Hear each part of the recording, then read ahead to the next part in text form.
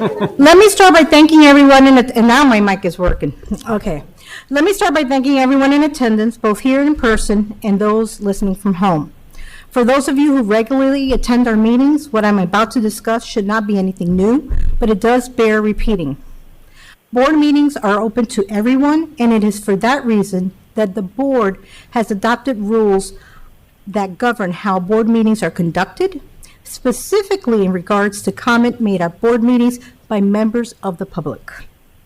Public comments are taken and welcome for items that are on the agenda, and there is a process by which members of the public can register to have time to speak at the meeting on an agenda item. This registration process is readily available through the county's website, and staff is always available for anyone needing special assistance registering. However, if you have any comments, questions, suggestions, or concerns of a general nature or not related to the board meeting or agenda item, you submit your comment through the same county website, and unless the comment is inappropriate, it will be provided to all the board members for their consideration or directed to the appropriate county staff. This evening, we will have several people who have registered to speak on specific agenda items.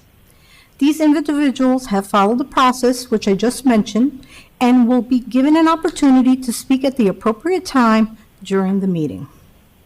However, if while making their comments, it becomes apparent that they are not speaking about the item for which they registered, or they ventured off topic into other matters, they will immediately forfeit the remainder of their speaking time and will be asked to return to their seat. If they do not comply and continue to disrupt the meeting, law enforcement has been requested to remove that person from the meeting room. We don't want to remove anybody from the meeting room. Similarly, offensive, threatening, or inappropriate language will not be tolerated. Proper decorum will be observed. Only the person at the podium may address the board. All others, please remain quiet and do not direct comments to the board or cause a disruption to the meeting, or law enforcement has been requested to remove that person from the meeting room. Again, it is my hope that nobody has to be removed from this meeting. We welcome you all again, once again. Our first request to speak is on item number 14 by Mr. Mark Peters. Madam Chair, before we move on, it's been brought to my attention that Mr. Peters did not register in time. This is a regular consent, just a regular consent item, so it should have been by 5 p.m. yesterday. He registered today in person. So okay, he's here. Go ahead, Mr. Peters, but in the future, you must register by the deadline of 5 p.m. the day before the meeting. Mr. Peters.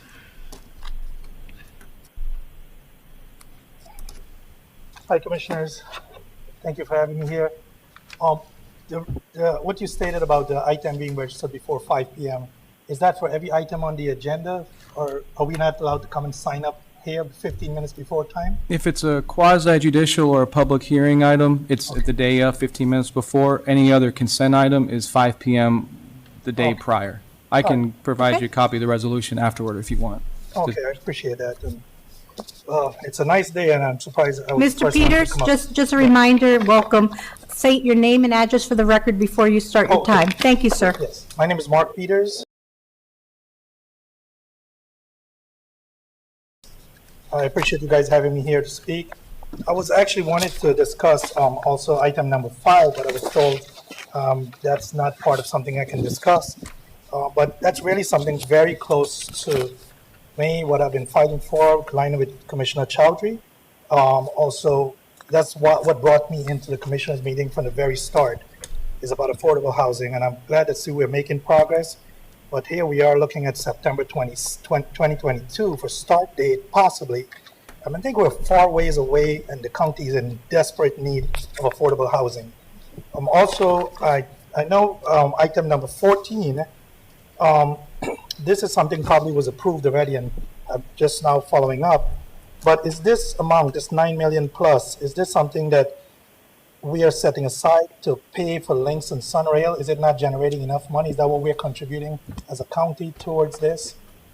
Is it something that we expect to be spending more during this time frame? Or, I hope those questions could be answered. And also, I know you're probably going to ask me to leave right after I say what I'm saying, but I'm not here to speak on logo. But and I know Commissioner Arrington's not here, and he chastised a lot of us last week.